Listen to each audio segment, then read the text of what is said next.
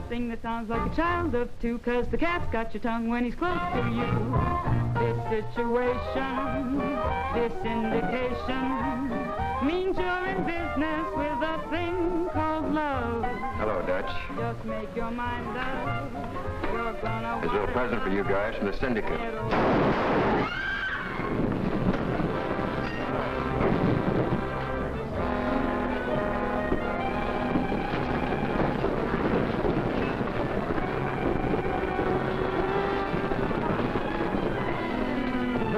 Listen. I know. A couple of guys just got blasted in booth 5. Hello, operator. Police headquarters, please.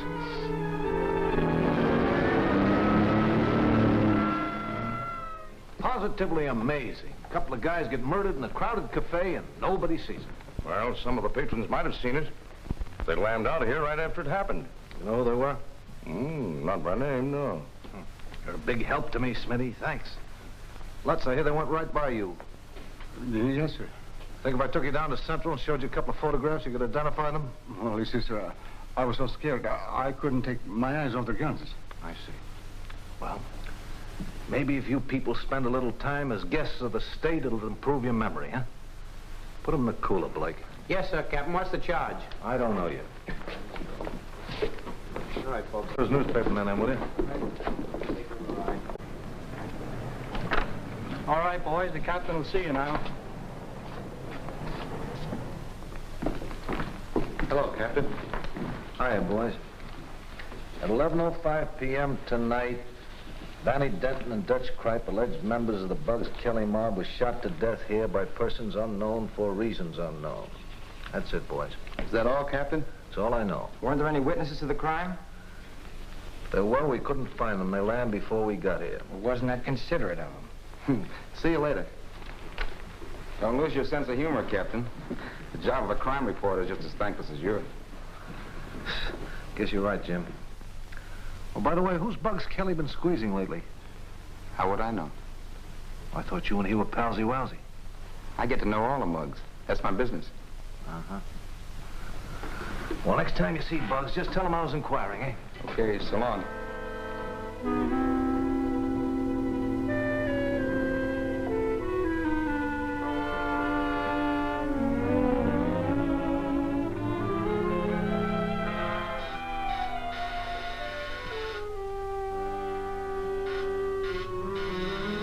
Whoever it is, he's okay. Let him in, Slim.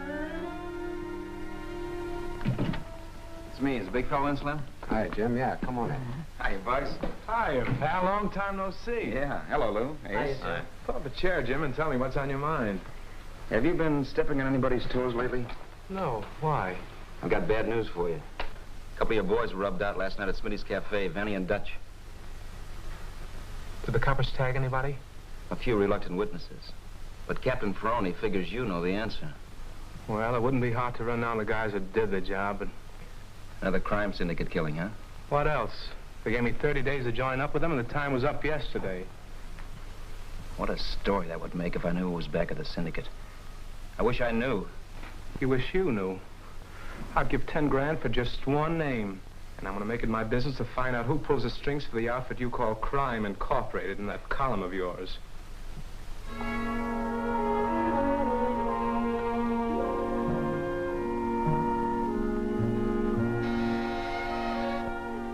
Yes, sir?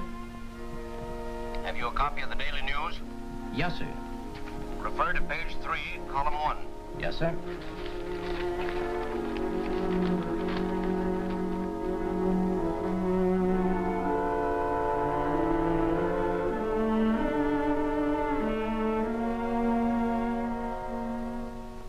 Have you read the story? Yes, sir. You don't find Bugs Kelly's name among the deceased, do you? No, sir. Well, that's where we want to find it. So make the necessary arrangements. Yes, sir.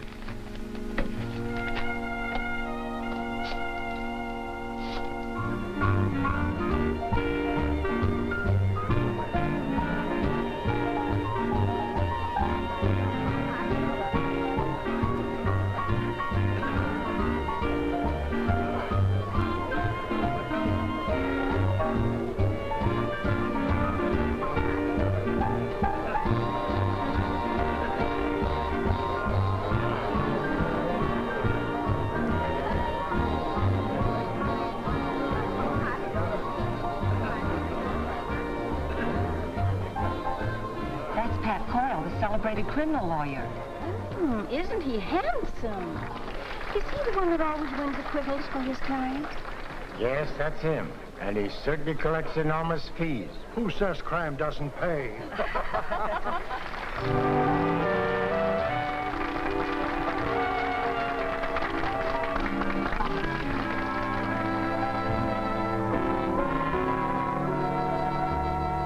What a fool I was to lie to you. What a fool I was to be untrue. If I could only take away my mistake of yesterday, I'd never be a fool again. I'll be sorry for a million years. Way down deep I've cried a million tears. For I made my own heart break. It just took that one mistake to show what a fool I was.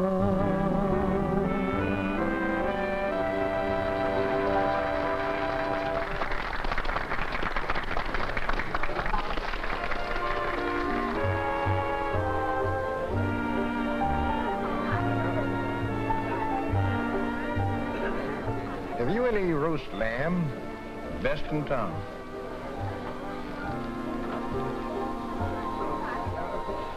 Him too? Uh-huh. In the interest of personal security.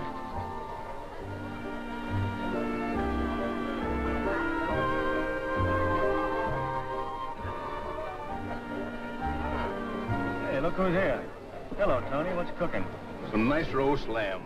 Roast lamb, huh? I didn't look at the menu. Getting aside, I'd like to place a bet for Bob Littell. How much does he want to bet? $5,000. I'll guarantee it. $5 grand? Okay. What horses Littell picked for the killing? I'm not circulating any hot tips around here. Give me a book, I'll write it down.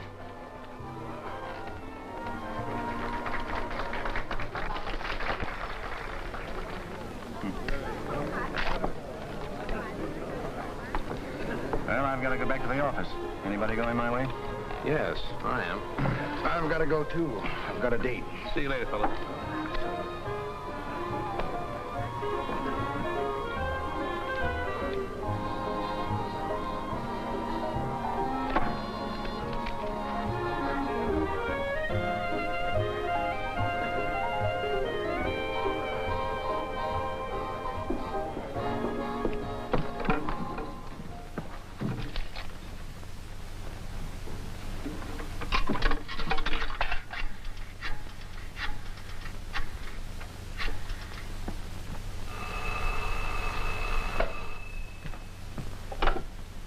Hello.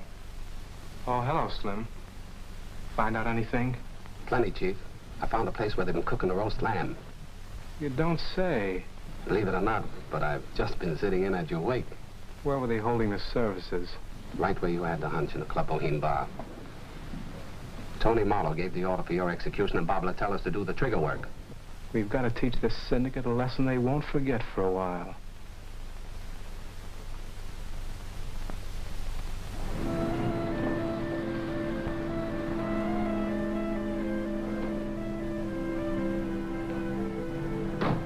Wait for me, Bill. I won't be long.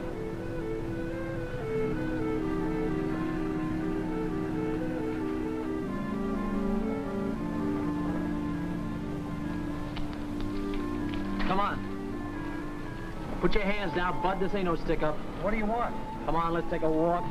Want to borrow your camp for a little while, buddy? Do you mind? Well, why pick on me? I never did you no harm. No one's gonna do you any harm if you don't get too curious. Come on, let's go. You're sweet, Trixie. One of these days we're going to get married, huh? When, Tony? Oh, soon I'll have a flock of dough, salted away, and we'll blow this town. Why, wait, darling. I'd love you if you didn't have a dime. It won't be a long wait, the way the rackets are paying off now. Well, good night, dear. See you tomorrow. And be careful, won't you? I'm always careful, of course.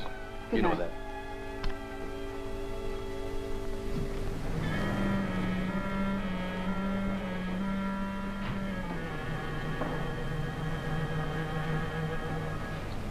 Get in, Tony. I want to have a little talk with you. Okay, Bud. Nice night, isn't it?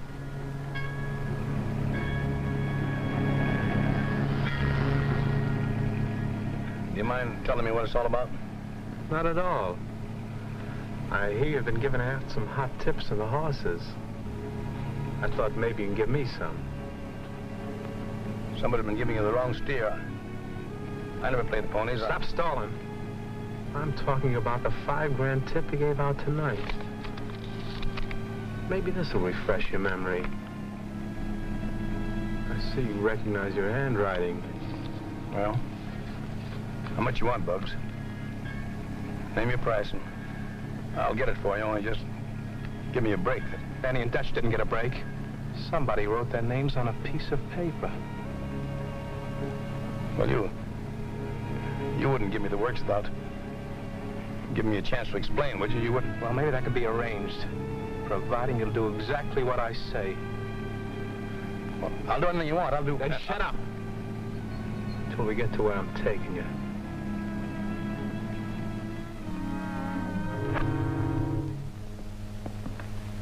There, Tony. Sit down and make yourself at home. Now, Tony, you can pay the first installment on your life insurance. I want you to phone Bob Littell and tell him to meet you in a half hour at the corner of 3rd and Garfield. Yeah, but that'll be putting a finger on a friend. You catch on fast. I'm paying off a bet, Tony. To you or Bob Littell? Which do you prefer?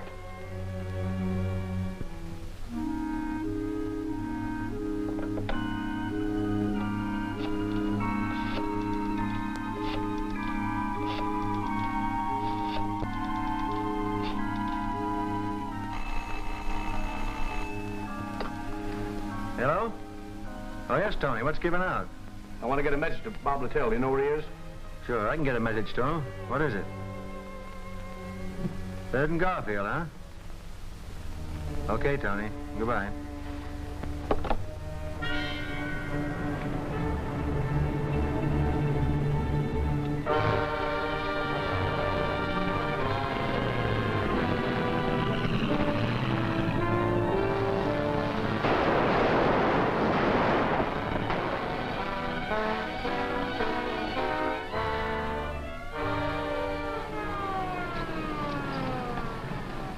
What are you so nervous about, Tony? They're not coming for you.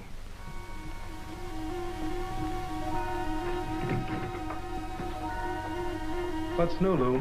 Anything interesting been happening? Not much. Oh, yeah, a guy by the name of Littell got gunned on the corner of 3rd and Garfield. Can you imagine that?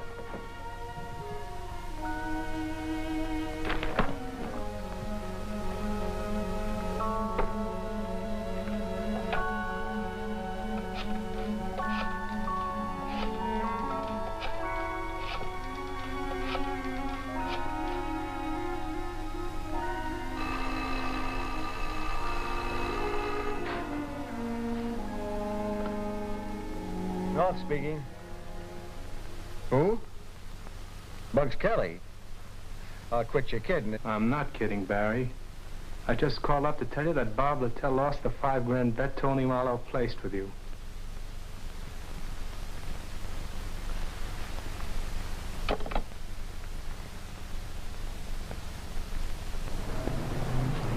I wish these hoodlums would be more considerate and do their killings at a reasonable hour so us reporters could get some sleep. It's tough on you guys. Why don't you join the homicide squad? Do you suppose this Littell killing has got anything to do with the rub out at Smitty's? No, Littell was only a petty larceny hoot.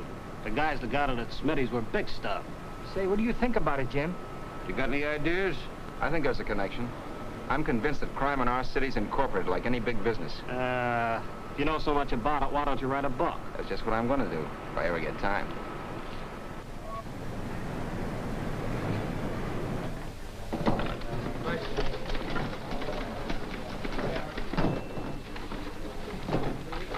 On that 3rd and Garfield kill?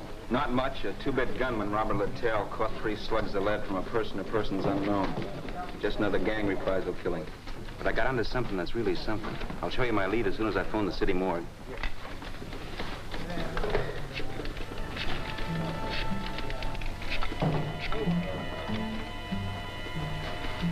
Hello.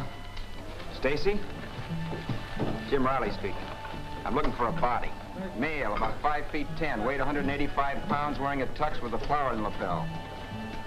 No soap, huh? Much obliged, pal. No, I'm not giving out any hints this season. Do right.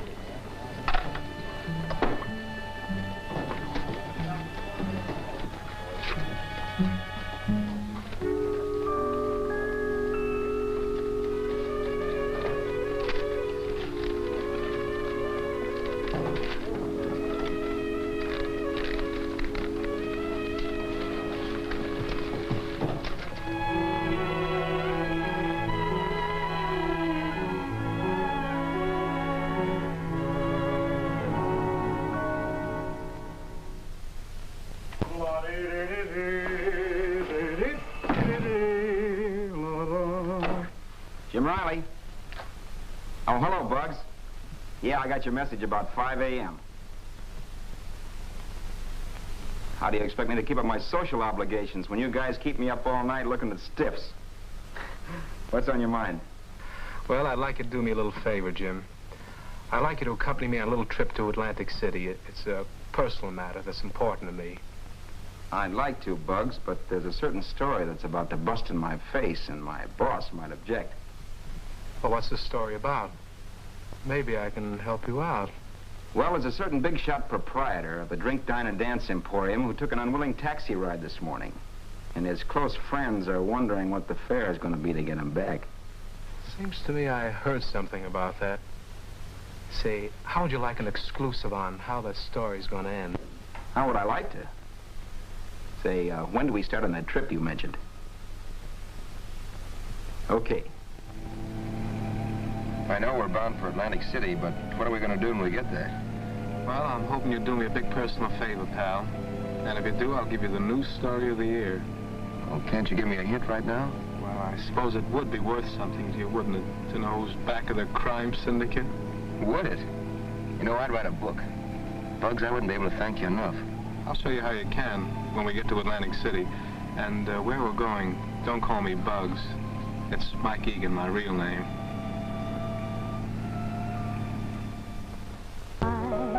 This is sweet surrender. My alibi is your touch so tender.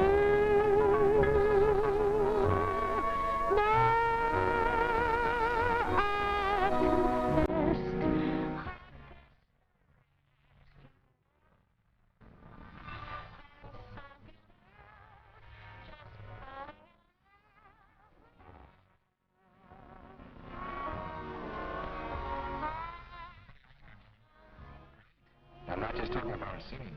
That's what I think. I'd like to meet her. What? Sure.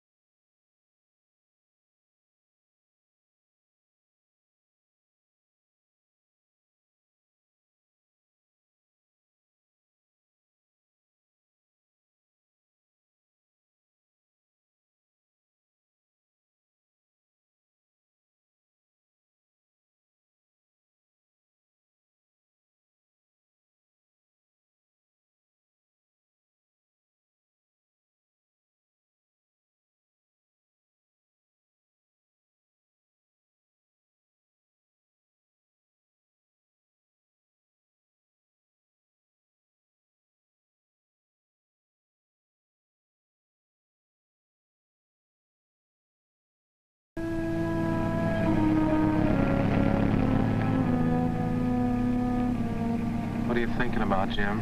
You've been a clam for 25 miles at least. Oh, I was just thinking about Betty. She's a wonderful girl, Bugs. You think she's pretty nice, huh? That isn't the half of it. Well, she's freed and over 21. And, Jim, you're okay with me. Thanks. When are you going to Frisco? Well, that was just a stall. You see, I nearly got burned up last night. You nearly got burned up, huh?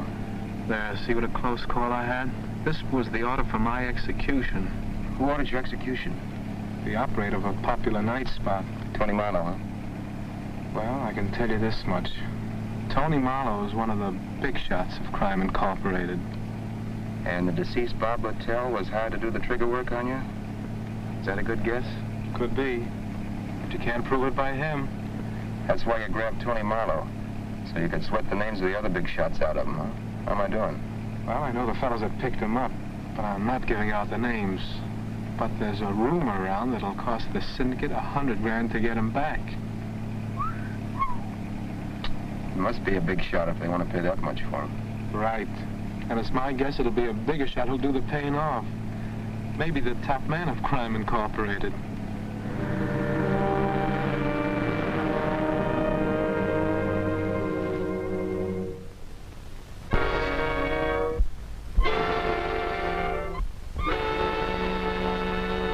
Your rights, as well as the grand jury's authority, are perfectly clear, I presume? Yes, sir. Very well, then, we'll proceed. Mr. Kelly, these 3 men were shot to death within the last 72 hours. What do you know about it? What I read in the papers. They were executed by gangland order, weren't they? Were they? Kripe and Denton were your employees, weren't they? No, sir. Somebody's been giving you a wrong steer. Oh, stop lying, Kelly. Even the school kids know that they were your trigger men. Then why don't you question the school kids, Mr. Foreman? Isn't it a fact that these killings occurred because an organization of racketeers made overtures to you to join with them and you refused? I don't know what you're talking about. I quote from the crime reporter in a recent issue of the Daily News. I understand that the debonair operator of one of our swankiest night spots took an unexpected taxi ride this morning and is being detained for reasons which will probably soon become known to his associates, unquote. What do you know about that, Mr. Kelly? Why don't you ask Jim Riley? It was his story, not mine. That's what we intend to do, but while you're here and under oath, do you happen to know the identity of this night spot operator and those who detained him? I suppose you'll even deny that you're a racketeer. I wouldn't bother to deny it. You gentlemen wouldn't believe me if I did. Just what do you do for a living, Mr. Kelly? I'm a life insurance agent. My office is at 8457 Canal Street, in case you're ever in that neighborhood. Do any of you gentlemen of the jury wish to continue the questioning? I don't. That's all, Kelly. Thank you, gentlemen. We have just time for a short recess before the police bring over our next witness, Adolph Lutz. We're not going to let a thing happen to you. Hey, try that hotel across the street. That shot could have come from one of those upper windows. Yes, Captain. Come here, shot. I'm dying. I knew they'd get me if I talked. Take it easy, Lutz. You're not dying. You're just nicked in the shoulder. Get the ambulance, please. Yes, Captain. Thank you, Captain.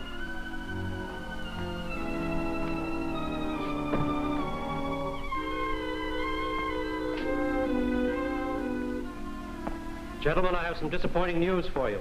The witness we were expecting was just shot at the very entrance to this building. Oh, was he killed? No, thank heaven, but he's so terrified he won't be any use to us as a witness. Who shot him? The police don't know. They never know anything. Well, I know one thing, gentlemen. This proves there's a leak in the police department. There sure is.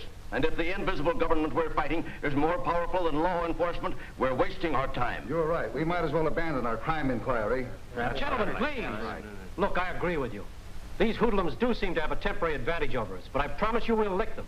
The decent people of this city are counting on us to fight these crooks to a finish. And gentlemen, that's just what I intend to do so long as there's a breath of life in my body. Dixon is right, gentlemen. We have a sworn duty to perform, so let's do it no matter what happens. Now, let's adjourn till tomorrow morning and get a fresh start. Not a bad idea at all. Come in. You're early today. What happened? One of the jurors have a tummy ache? No. They called a recess because a scheduled witness got shot as the cops were bringing him in. What witness? A waiter at Smitty's Cafe called Adolf Lutz. Another murder, huh? No, he was only wounded. An old gag called intimidation. Yeah. Here's today's transcript. Oh, thanks, pal. Thanks. I wouldn't be doing this, Jim, but I got myself into a jam a while back and... Yeah, I know how it is. I've been in a lot of those jams myself. Well, I gotta run, Jim. I'll be seeing you. Okay, pal. If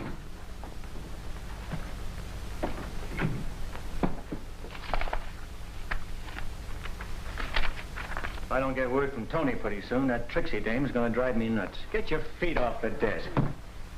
I'm calling every 5 minutes. What's Bugs waiting for? He knows he'll get paid off. Putting the squeeze on is as much pleasure for him as collecting the bill. Come in. Messenger just brought this for you.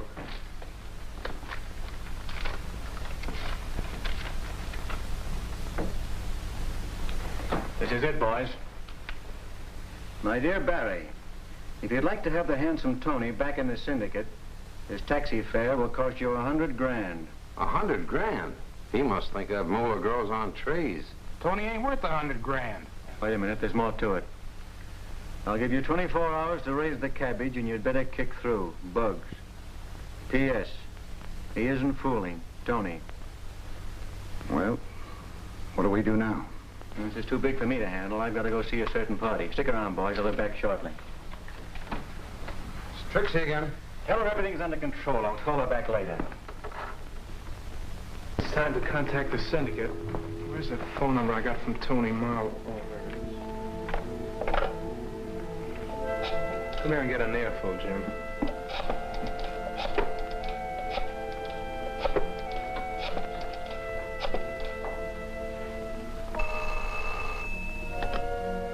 Hello? Pat Coyle speaking.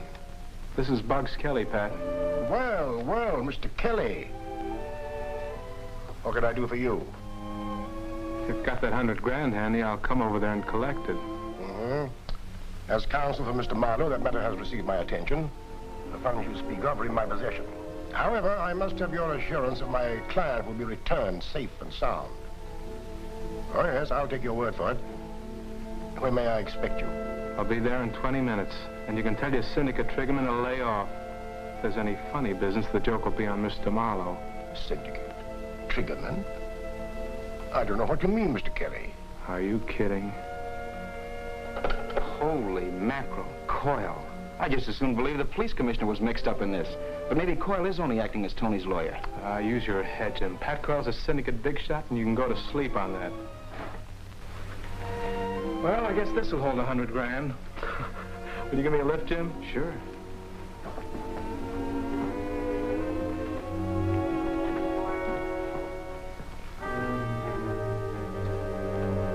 Sit down when I get the money for you.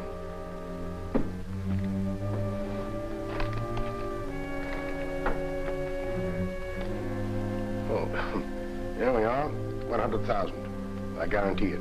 I'll take your word for it. Good. By the way, there's a friend of Tony's here who'd like to speak to you. Of course, it's up to you. Okay, I'll listen to him. I'll show him in.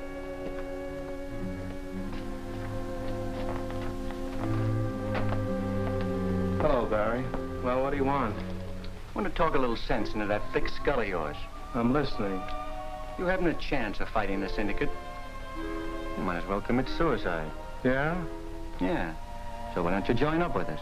We can use you and your mob. You could cut yourself in for a nice slice of the profits. But even let you keep the $100 grand as a bonus. Do I look that dumb? Sure. You'd like me to join up so you know where to put the finger on me. And some nice night I'd walk into an ambush and get blown apart.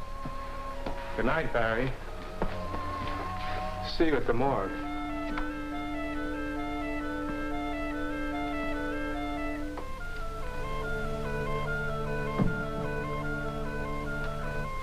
No girl, huh? No. Yeah, thought he wouldn't fall for it.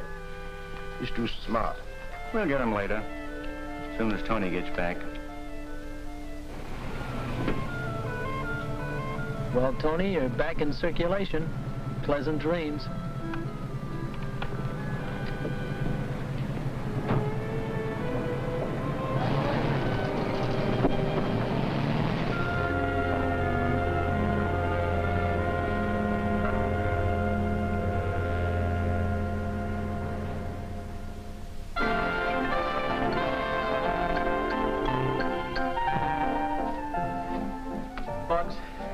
Keeping undercover in a place like this gives me the creeps. Nobody'd think of looking for his way out here. Why don't you stop bothering me? Can't you see I'm reading a terrific book? Oh, why can't we go out on the avenue, have a couple of beers or something? Okay. I suppose you want to ride on the merry-go-round, too. I like merry-go-rounds. Okay, Junior, let's go. Okay.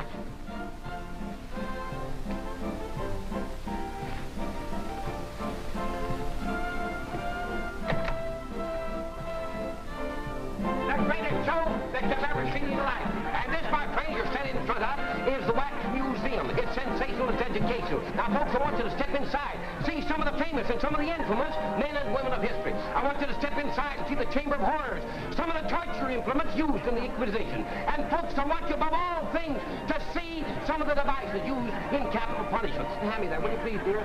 There, my friend, you are looking at what is known as the Oregon boot.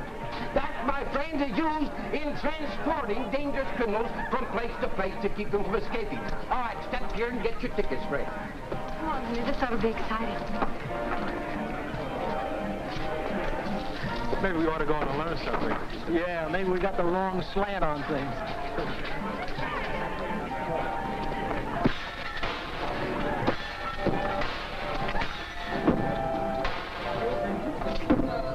We're going into the waxworks. Swell.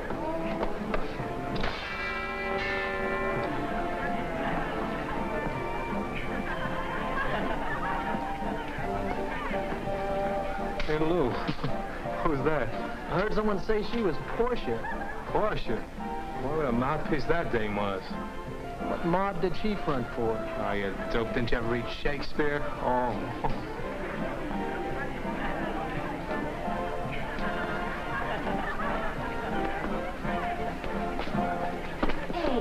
I'm awfully sorry. It's all right. Hey, I've always wondered what it would feel like to sit in the old hot seat. No, it don't, Bugs. It's bad luck. Don't be silly. I ain't gonna die in the electric chair.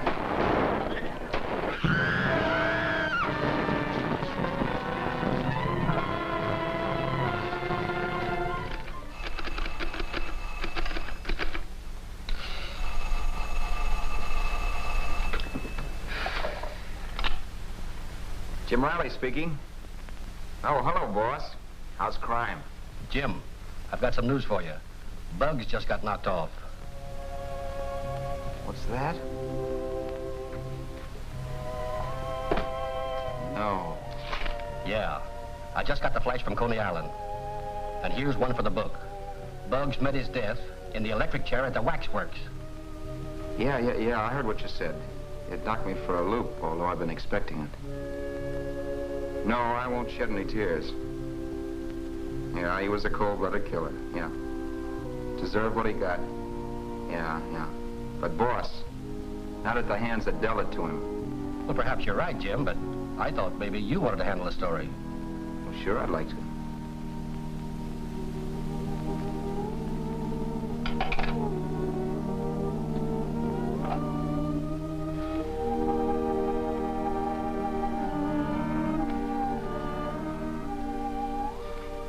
Break for you, kid.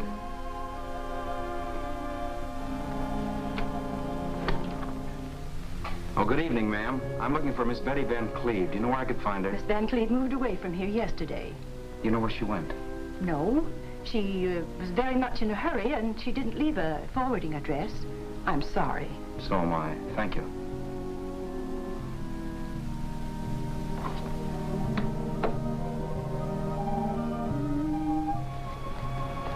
No luck, huh? Nope. Gee, that's tough. Where do you want to go now? Back to New York City. And, take these home to the little woman. Gee, that's swell. Thanks.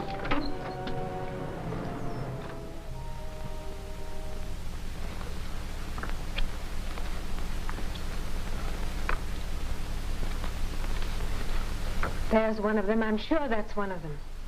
That's the other one. They're the ones that did the shooting, all right. I know the mugs. Got anything on them? Nothing lately, but I understand Gar hangs out at a bookmaker's place on the west side. Stecker's in the number racket uptown.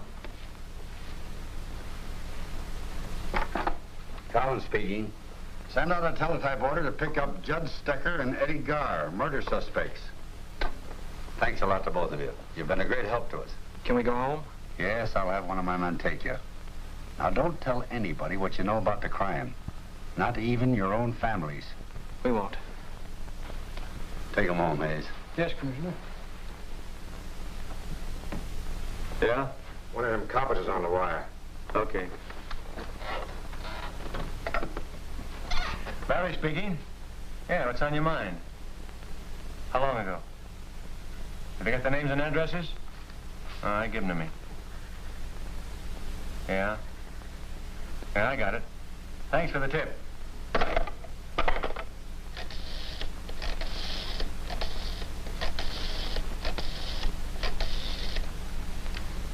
You know who. Now get this. Find Stecker and Gar and tell them there's a pickup order out for them. Yeah, and there's a couple of witnesses we may have to take care of. Yeah, I'll give you the names and addresses. Here they are, Commissioner. What do you know? We bagged them just as they were getting ready to leave town. They must have just been paid for the job they did. You ain't got nothing on us. We want this dough in the dice game. Sure, we want to see our lawyer before you start kicking us around. Oh, stop beefing. You'll get to see your lawyer. But first, I've got a couple of witnesses I want to identify you. Book 'em for murder, Captain. Just in case some crooked mouthpiece tries to get 'em out on a writ.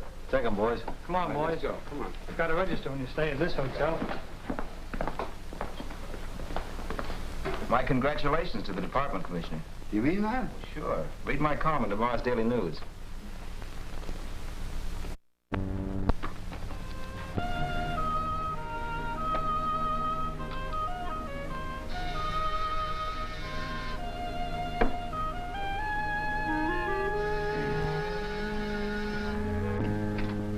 Oh, it's you. Come in.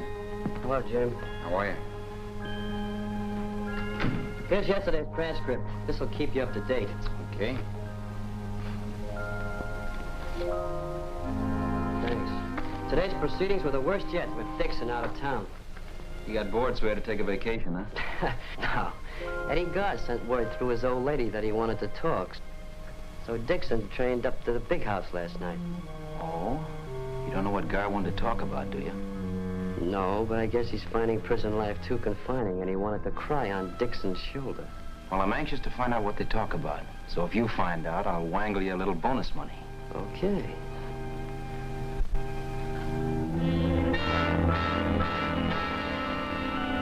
Naturally, I'm interested in getting the lowdown on the killing of Bugs Kelly and his henchmen. But I want you to understand that nothing you say will alter the sentence the court gave you. I have no bargain to offer you. Yeah, I know. Did you hear that? Hear what? That voice. Keeps whispering all the time. Don't be a big sucker, Eddie. There's another one.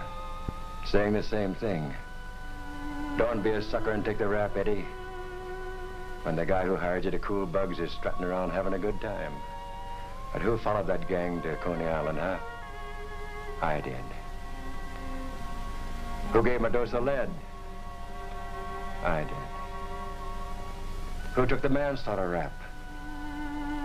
I did. Who's making a sucker out of me? Tony Marlowe. You mean to say that Tony Marlowe hired you to cool Bugs Kelly? Of course he did. He's the finger man for the syndicate, ain't he? Is he? That's what I said, didn't I? Oh, I know. He takes the orders from someone higher up, but he's the guy who says who does it to who and for how much. If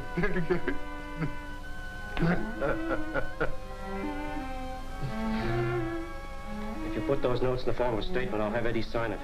Yes, sir. Huh? What'd you say? Yeah. Right, yeah.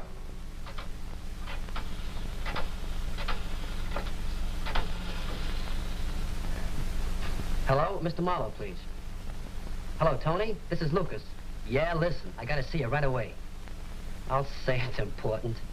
Okay.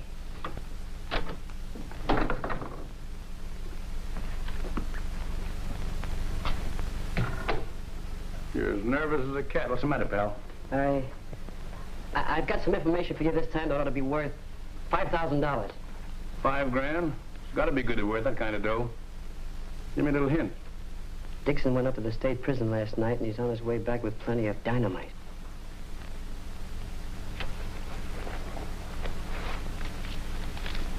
Now you give it.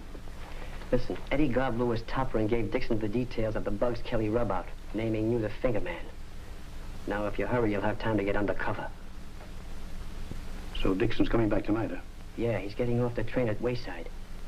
I'm driving his car up to meet him. Nice going, Lucas. I told you if you play ball with me, you get yourself a bankroll. Now be careful when you go out. See that no one sees you. Goodbye and good luck. Goodbye and thanks. So he's getting off at Wayside, eh? Jim Riley speaking. Oh, hello, pal. Say, I was just talking to Dixon, long distance. Whatever made you suspect that Eddie Gobb might have something important to tell him? Did he sing? The lid's off, Jim. Dixon's on his way back with a briefcase full of dynamite. Now, wait. Where can I go to see the show? I wouldn't want to miss this for anything in the world. You might blow yourself to a feat at the Club Boheme around 7:30 p.m., if you know what I mean. I might at that. Thanks a million until I can reciprocate more grandiferously. Bye.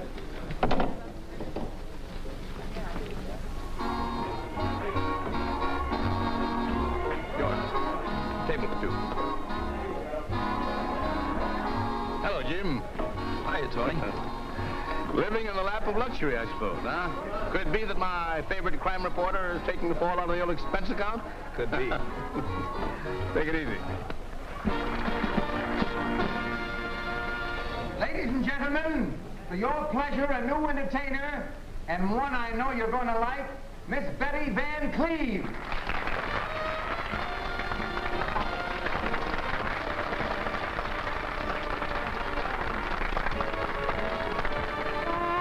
Work in a nightclub, take pictures galore. Although it's a bright club, to me it's a bore. When a man gives my hand a squeeze, I smile and say, your picture please. My hours are long here, commissions are slight. I'm crying my song here, the same every night. There's a hymn on a limb with a her. So I must sigh, your picture, sir. Oh, that smile, just watch the birdie. Catch that style and she's way past 30. See those older dignified men. Comes in a folder, looks good in your den. See that youngster on his very first date. A picture is fun, sir. It's done while you wait. Oh, what a mixture, they give me no rest. Order a picture for the folks out west. Though I dance around, there's no romance around. How I hate this posing from 9 till closing. Just a lonely little camera girl on display. Have to smile and dress in style, pretend I'm gay. Never knew a camera girl could feel this way. Each night, when everything's bright, I must recite, Mister, take your picture, hoping that one night the man who is right will come along to claim his pearl and carry off the lonely little camera girl.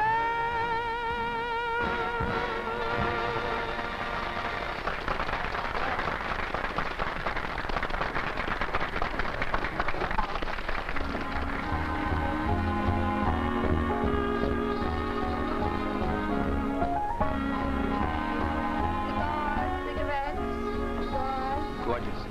Just what the doctor ordered. I want to send a little note to Miss Betty Van Cleve. Will do for $1. Will do if you buy a pack of cigarettes. A sweet child.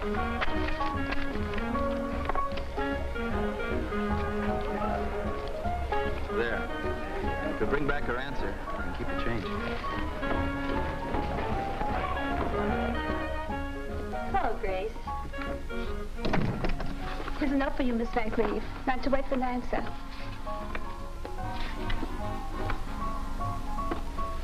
Well, may I borrow your pencil?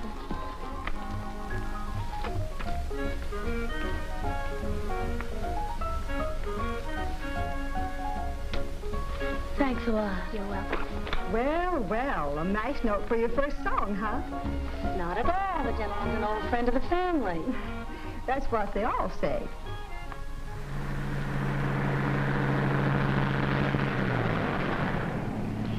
You know, I never was so surprised in my life as when Eddie Garr began to hear those imaginary voices.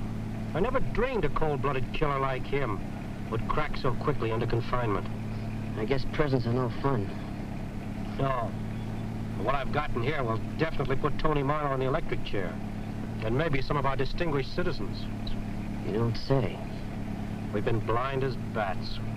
And here's Jim Riley trying to tell us all along that crime and racketeering were controlled by a syndicate.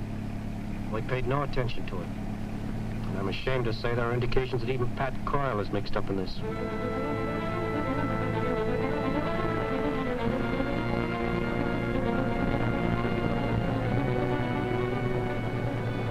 Detour to roadside.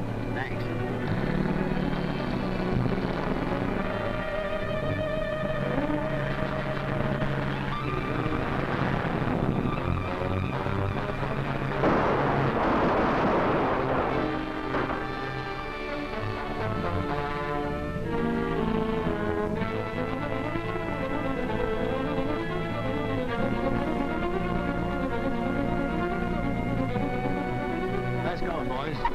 Give me the 5 G's you took from the chump at the spectacles. Boss, I thought it was a little bonus for us. Bonus in my eye. You boys are getting paid enough as it is. Come on, give. Get in there.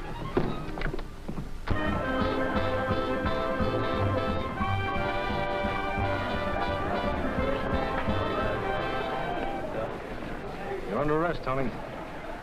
What have I been doing now? Parking in front of a fire plug? Charges conspiracy to commit murder. Quit your kidding. We're not kidding, Tony. Get your hat. Oh, wait a minute. If you take me on such a ridiculous charge, I'll sue the city of a false arrest. Come on, Tony. What are you guys? What is your full name and address? Anthony Charles Marlowe, 88 Broadway. Just a minute. I want to protest my client's arrest on such a preposterous charge. Before you book him, I demand that you produce evidence to support the charge. We'll have plenty, Mr. Coyle. As soon as Mr. Dixon gets back in town. He's due any minute now. I want it on the phone, Commissioner. It's long distance. Thank you.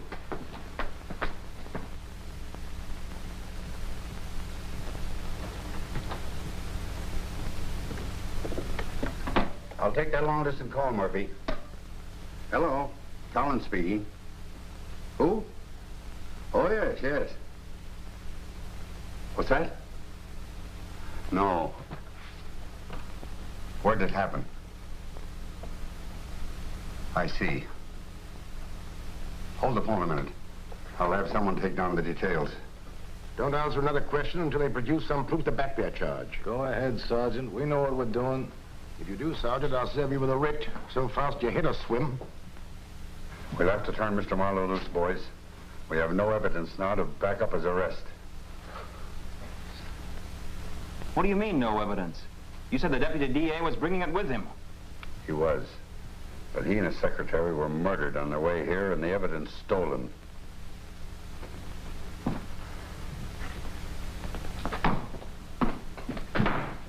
I'll bet that Marlowe knew that Dixon was dead when we arrested him. But we've no way of proving it. He knew all right. Likely as not, he gave the order to kill Dixon. Which means we've got a leak in the department. Come in. I'd like to offer a suggestion if it's in order. Come in, Jim. We can use a suggestion. Don't you think it would be a good idea if you had the warden of the state prison keep an eye on Gar until you can send somebody up there to question him? How did you know that Gar did any singing? What difference does it make who told him? Get me Warden Monahan as quick as you can. Deputy Warden wants 105, 438 right away. There you are. Yeah, he's inside.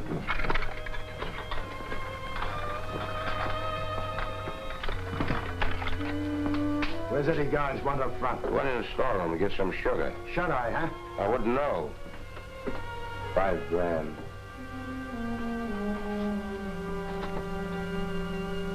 Hey, Eddie. Chief School wants to see you. Hey, Eddie. Wake up. Hey, somebody! Eddie has been murdered!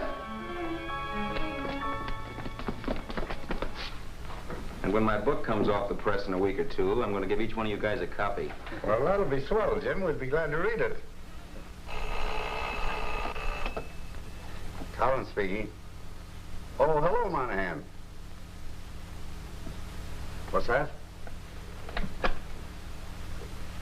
The invisible government has beaten us to the punch again. Somebody just drove a knife through Eddie Gar's heart. Yeah, boss, that's right. Guy got it in the back, in the prison storeroom. Yeah. Right.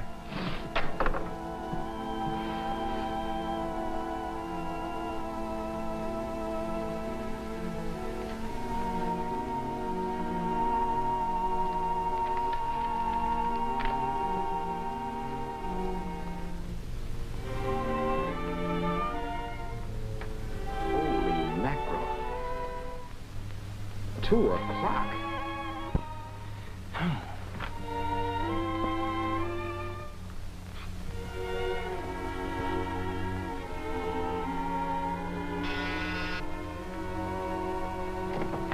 Hello, Betty. Hello, Jim. Come in. I've been waiting for you. I'm sorry, it's a little late to be calling on anybody. I know. You had to cover the arrest of Tony Marlowe. Everybody at the Club Bohème was talking about it. Well, that certainly turned out to be a fizzle. But let's talk about you. What was the idea of running away without leaving a forwarding address? You know, I was up there to see you. I'm sorry I missed you, Jim, But what? well, I might as well tell you and save you from any embarrassment. I know about my brother's death. He came up to see me about a week before he died, and he told me everything. Naturally, I was shocked. I never knew he went by the name of Bugs Kelly. I never dreamed I was the sister of a murderer. I'm sorry, Jim. Tell me the truth. You came to Atlantic City that night because Mike made you. You agreed to be friendly with me because you were afraid he'd say no. You've got it all wrong, Betty. Oh, you don't have to pretend anymore. You can bow out if you want to. It won't hurt my feelings. Betty. Now listen to me. I love you. Do you hear?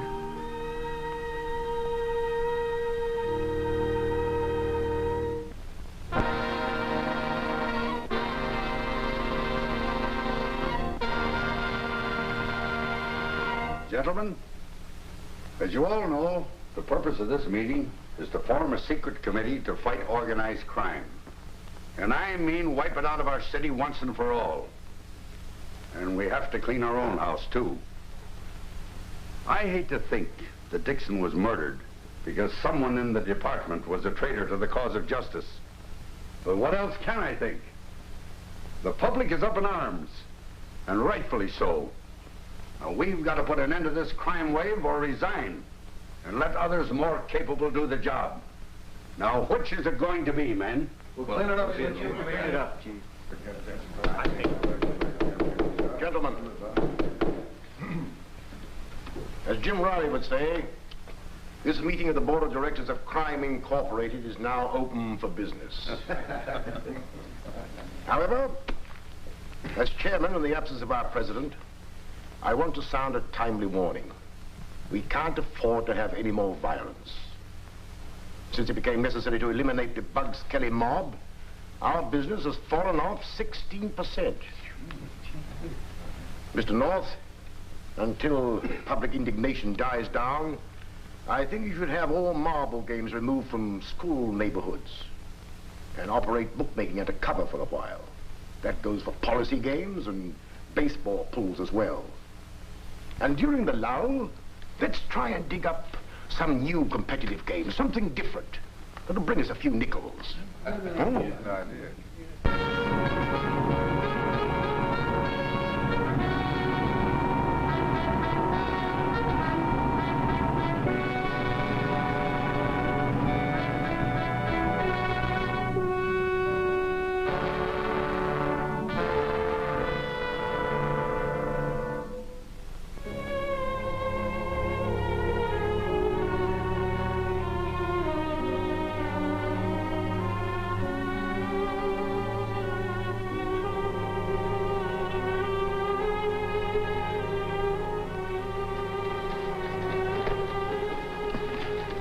Oh, excuse me. What can I do for you? What can I do for you? I'm Jim Riley. Fine. Here's a little present for you. I'm a process server from the grand jury. I have here a book entitled Crime Incorporated by Jim Riley. Are you that Jim Riley? I am. Assuming that the material in your book is factual, just how were you able to get information when all the city law enforcement groups were unable to get it? I don't know. Maybe because I had better contacts. Better contacts? Isn't it a fact that you got most of your information from Bugs Kelly? Yes, so what? So you admit more than a speaking acquaintance with a dirty killer? I can't testify as to how often Kelly took a bath, if that's what you mean. You know what I mean. You probably know him well enough to get a regular cut from his racket. That statement's a lie. I don't have to defend my relations with Kelly, but it's fortunate there was such a man as Kelly.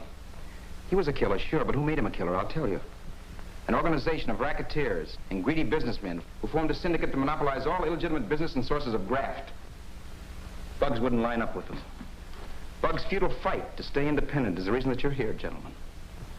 He has unwittingly done more to clean up our city than all the law enforcement agencies, because his activity laid bare the existence of incorporated crime. Now, if you're through theorizing, Mr. Riley, this grand jury would like to know just why Kelly gave you information. Because I did him a favor. What was that favor, Mr. Riley? It's something personal, so it doesn't concern the grand jury. Material in your book concerns the grand jury. And it's your civic duty to help wage war against crime. Sure, and get myself riddled with bullets. I'm sorry, gentlemen, I'm not that civic-minded. You're going to talk, Mr. Riley, or we're going to ask the court to question you. We want the full details of your investigations. We want the right names of the people mentioned in your book. And we want the addresses of all the rackets. And you're going to answer those questions right now. I'm sorry, gentlemen.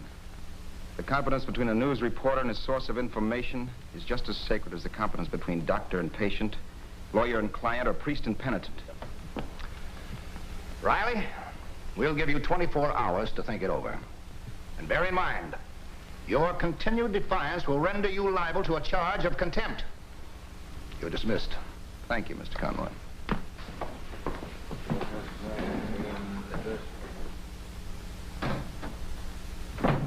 Hello, Jim.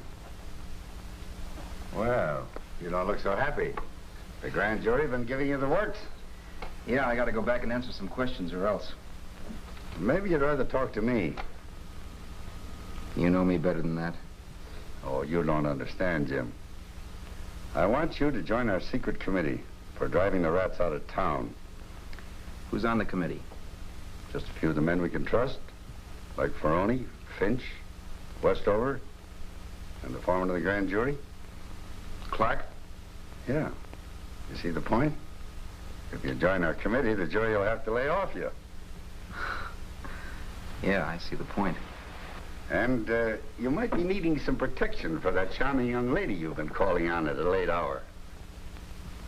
What charming young lady? When she attended public school number 9, her name was Betty Egan. Catch on? Well, I guess I'll join your committee. Welcome into the fold, Jim.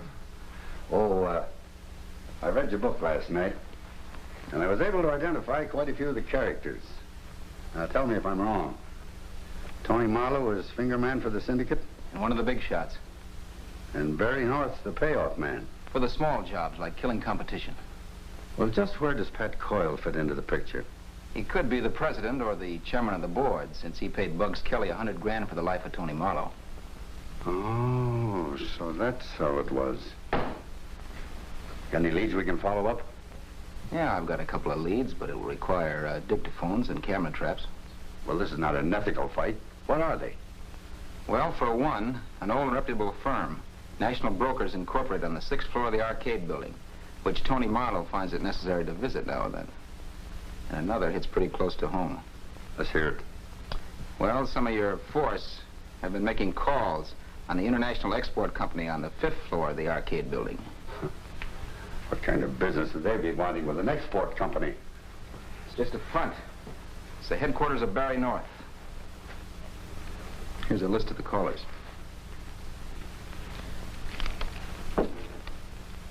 What? Well, these are some of our best men. Naturally. It requires a good man to go crooked and get away with it.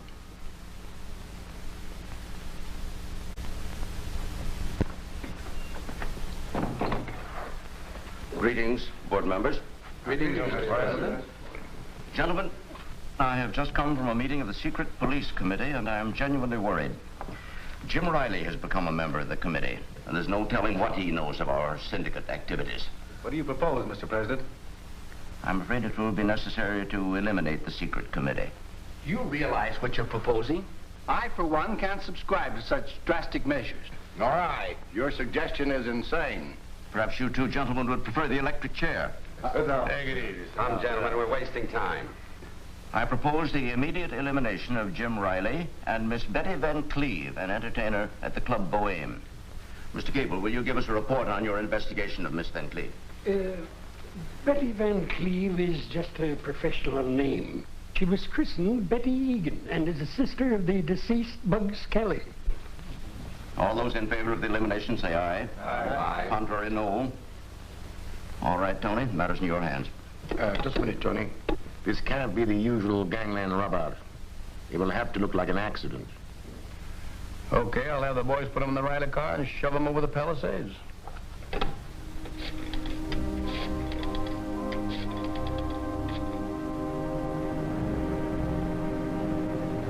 Jim, I'm scared. Don't be, darling. There's nothing to be afraid of.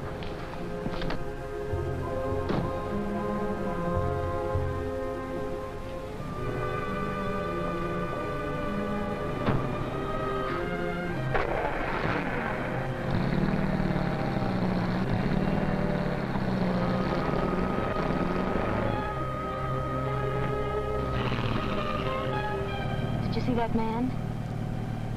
He followed me from the club. You just imagined it. No. I was expecting I'd be followed. You were expecting to be followed. How come? I suppose it was awfully silly of me, but I listened in on a conversation between Tony Marlowe and Trixie. Betty. Well, I wanted to help you get something on him. You mustn't take a chance like that. Supposing they found out that Bugs was your brother. I know. It was awful stupid of me, because I got caught. Who caught you? Trixie. From now on, you take care of the singing. I'll take care of the crime detecting.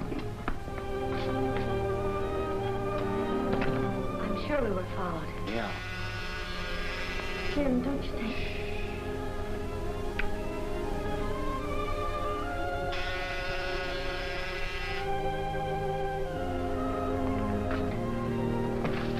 Take it easy now, and you won't get hurt. What do you want? If it's money you expect, I haven't very much. Quiet, sister. This ain't a stick-up. What is it, then? Somebody wants to have a little talk with you. Now get over there by the wall and get your arm. What for? Follow your path. This goes your toe. Hold it, boys. Drop those rods. Oh, yeah?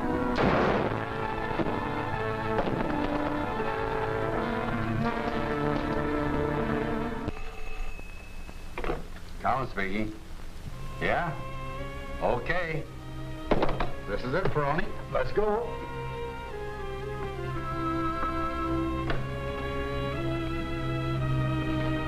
So, gentlemen, our next objective is to control the city elections and place our own men in the key positions. Then we shall be impregnable. I propose that... Yes? I see. Thanks. Gentlemen, the meeting is adjourned. We're about to be visited by the law.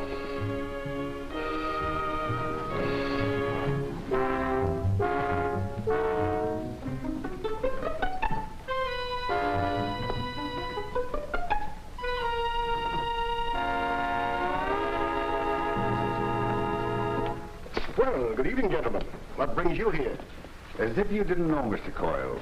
You're under arrest. All of you. Take him away, boys. Just a minute.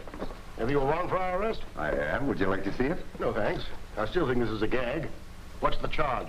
There are a number of them, Mr. Coyle, including conspiracy to commit murder. Now I know it's a gag. Bring him over to Central. We'll book him. Step this way, gentlemen. Go. All right, man. Come on.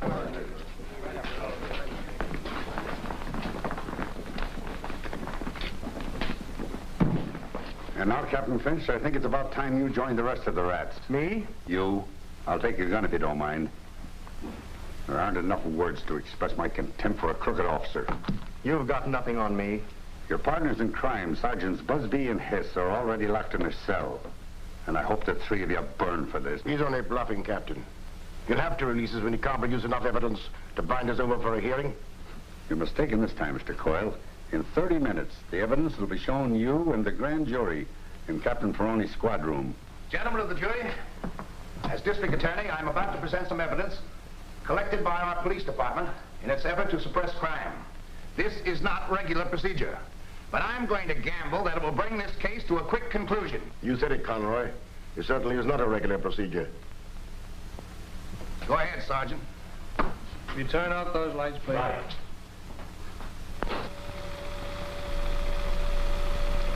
Hello, pal. What brings you out so late at night? I just came from a meeting of the secret police committee. You'd better get the idea out of your head that this committee is a joke like the grand jury. You're breaking my heart. What's on your mind? I want to collect the money I won in the races last week. I don't think you have any dough coming after the way you fell down on the Gar and Stecker job. That wasn't my fault. I tipped you off in plenty of time. Gentlemen, I have just come from a meeting of the secret police committee, and I'm genuinely worried. I propose the immediate elimination of Jim Riley and Miss Betty Van Cleve. All in favor of the elimination, say aye. Aye. Contrary, no. All right, Tony, the matter's in your hands. Just a minute, Tony. This can't look like the usual gangland rub-out. It will have to appear to be an accident. Okay, I'll have the boys put him in the Riley car and shove him over the Palisades.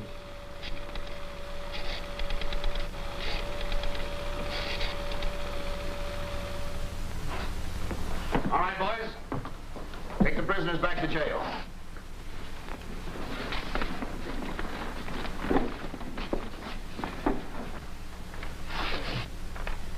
Gentlemen of the jury, in the involuntary absence of our late but unlamented foreman, it becomes my pleasant task to announce to you that you have voted a true bill, charging the entire membership of Crime Incorporated from the highest to the lowest with murder in the first degree. Congratulations, gentlemen. You have rendered our community a most valuable service. I shall proceed at once to prosecute the defendants. We could have been married a dozen times while we've been waiting. I know, darling, but I couldn't ignore a grand jury summons. They throw me in jail. They've got a nerve calling you into court on our wedding day. Maybe they want to save me from a dire fate. Mr. Riley, you may come in now. I'm sorry, darling, you can't come in here. Where you go, I'm going, dear. That's all right. She can come in with you. She can. Sure. Come on, Jim.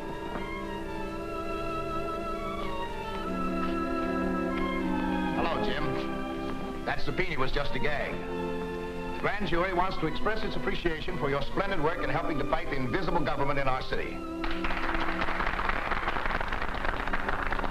Was that all you wanted?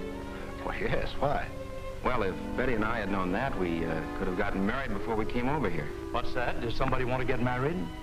Is it you, Jim? Well, darling, this is Judge Poole, legal advisor to the grand jury. Judge, this is my wife. I mean my fiancée. This is a pleasure, my dear. Well, you have some illustrious witnesses here. Get out the marriage license.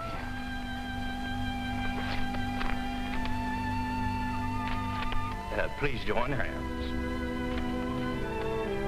We're gathered here to witness the uniting in holy wedlock of James Riley and